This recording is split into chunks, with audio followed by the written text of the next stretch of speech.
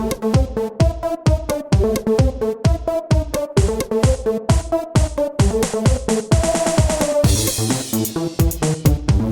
to Beyond the Bounce, presented by ZTE. I'm your host, Byron Bogar, and joining me today, NBA retired vet and overseas retired vet, Zendon Hamilton. Welcome to the show, Zendon. How you doing, Byron? Great to be here. So, Zendon, you're in your first season with the Legends, second stint as a D-League coach. How has it been here, coming here to Texas?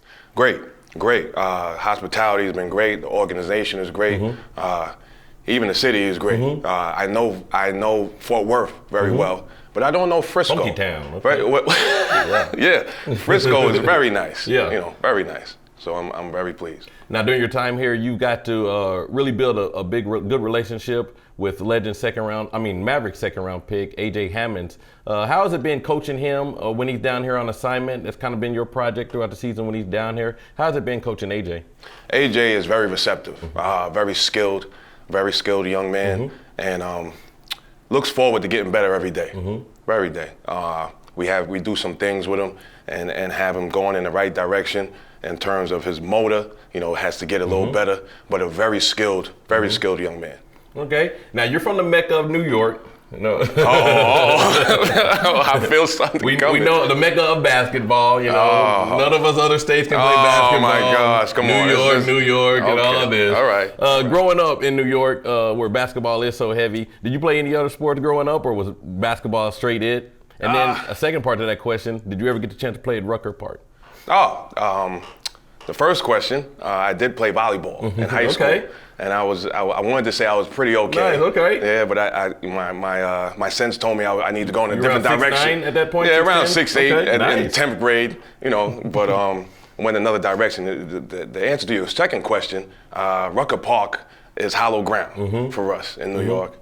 And I played there many times with Skip to My Lou, a.k.a. Rafer Austin, for you guys who don't know him. One of the best two-way street ball NBA players to ever do it. Absolutely. And that's legacy for us in New York, so that's important.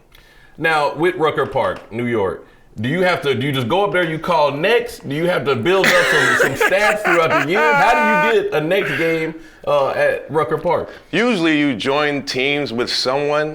Back in my day, there was a coach named Ron Niclario who coached at Cardoza, and he asked me to come play with him, and he was also Rafer's high school coach, and we had a bunch of other guys. I want to call them street guys who were pretty good, and we played up there for a year or two. Yeah. So is it more of a tournament, or it's not like a pickup game? Is there ever a pickup kind of field where we got next, we run the court, you got next, we beat you? No, it's tournament style. Okay. A couple years later, when Fat Joe and those guys got involved with the NBA players and NBA TV started to put it on TV, then it started to become very big. But before that, when I played, it was just borough to borough. So you're playing against Brooklyn, you're playing against Queens, and it's all about, bragging rights. That's all it's about, and that's the great part of Rucker Park. Now, how is it playing in an environment like that? Because I'm sure it's a special environment, like you said.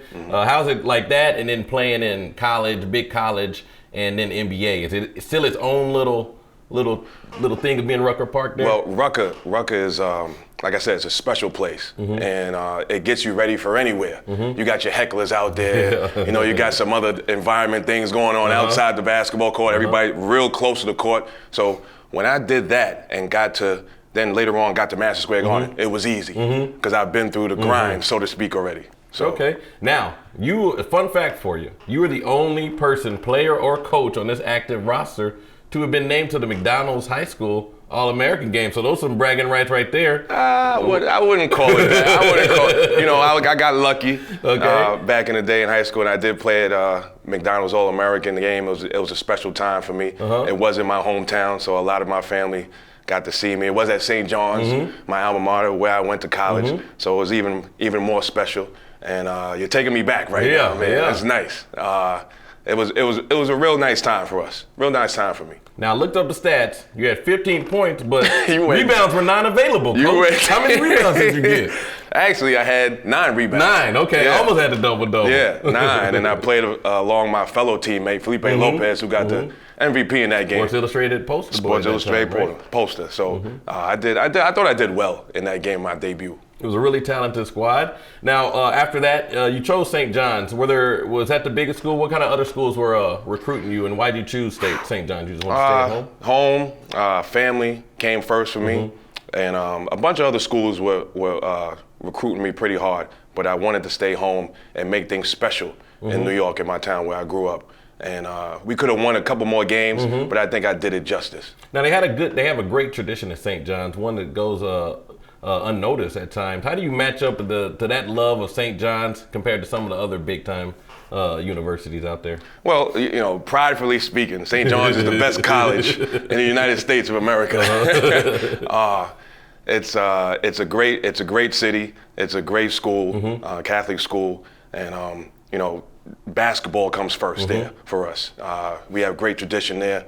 As long as the great players is Mark Jackson, the Chris Mullins, the Felipe Lopez's. I don't like to include myself, but go ahead, Coach. It goes down the line before me. Walter Berry's. I don't want to leave anybody out. Nice. If anybody watches this show, so those guys hold great tradition for us. Okay, now your journey was kind of similar to kind of the guys these days. You were earlier in your time compared to what they got to go through now, but out of college you went overseas. Still with that dream of playing in the NBA. What kind of was your mindset? I know guys have to work hard. They have to show that they can do numerous things now here in the D League. What was kind of your mindset of trying to get to the NBA going from overseas? Well, my mindset not to be. I always wanted to be an NBA player from the beginning.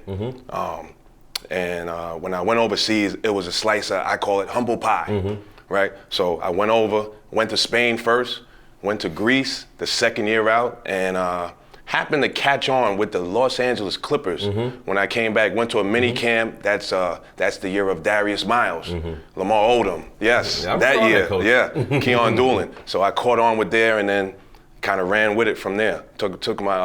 Took my chance and grabbed onto it. Never let it go. Now Darius had a little name and Quentin had a little name, but in 2005 and 2006, you played with the name of all names right now, the Cleveland Cavaliers and LeBron James. How was that experience getting to play with such a talented player in LeBron? LeBron's a class act. Number one, he's a hard worker. I got a story for you, actually, with LeBron James. When I was there, this was LeBron's second year, and I was just trying to make the team, number one, all right? I was a free agent trying to make the team, so, if anybody knows out there, you have to be there early, be there late. So training camp, I was there 2 hours early for every training camp day, and LeBron was in there before me in a full sweat. Wow. We used to play one-on-one back and forth, and that just shows you, the player who you see now, the work that he's put in. And it goes unnoticed sometimes that the cameras aren't around at that time. No. 6 in the morning aren't around when you're already sweating. No, and he's already in a full sweat. We wanted to play one-on-one with me, and I'm saying, you want to play one with me? Just basically using me as a body. Hey, why not? I'm gonna get better. So he puts in his time for guys who don't know, obviously, and this is the final product. You see a champion. Now, throughout your whole career, you put a nice little 12-year career, combined overseas NBA together, or pro basketball. Yeah, Do you have a favorite teammate? We can even go back to high school or middle school. You have your favorite teammate all time. I'm going to say, man. That's what we do. We go deep here and beyond the bounds. We go deep and beyond the bounds. I'm going to say my high school teammates, and I'm going to say all of them. All of them, all right. All of them. Derek Paulin, David Tassler, Cesar Torrado. Go ahead and tell them, Coach. Yeah. They know basically all of Kareem Smith and all those guys, Sean Melvin. So we all played together, and I felt we were a special group, and we're still friends till this day. Nice. That's good to have a bond like that. Yeah, absolutely. Now, other end, favorite coach of all time. Favorite coach of all time, man. Gary Charles. Okay. My AAU coach. Is there a reason? Why? Because he let me do whatever I wanted to. No. Sometimes you got to do that. He was my first coach coming out, other than my high school coach, and he really taught me how to be a young man. Aside from basketball, was important and was invested in the person in me. So the final product you see today, you owe some of that to Mr. Gary Charles. Now, while doing my research of you, Coach Zendon, I found out that every game day, after our shoot-arounds, after all the work's done, and we have a little downtime before the game, you and Coach Charlie Bell are captains of this 5-on-5 game. And it's starting to be a budding rivalry, but I hear he's getting the best of you. Thoughts on that? Charlie Bell is one of our assistant coaches. I'm sure he's been on Beyond the Bounds. He has. Yeah, we have a little rivalry going. I want to say I'm 8-1 right now. I'm not going to say that, but we've had a nice little rivalry. When we get around and play a little, we have the front office guys. We're waiting on you to come on and get a little game going. I'm retired. Knees, back, I commentate for you, though. All right, but every game day we get up and down and it's basically just exercise. It's good fun. It's good fun for both sides. That's awesome. Now going forward, what advice would you have? I like to get advice from guys that made it to the NBA, give to the youth out there in the world. What advice do you have to a youngster that has dreams of being a tennis player, volleyball player, basketball player, doctor? What do you want to say to some kids to follow their dreams and stick to it no matter what somebody else may say? You have to be driven, number one. You have to work hard, number two. My things are simple. Be driven, work hard, be a good teammate.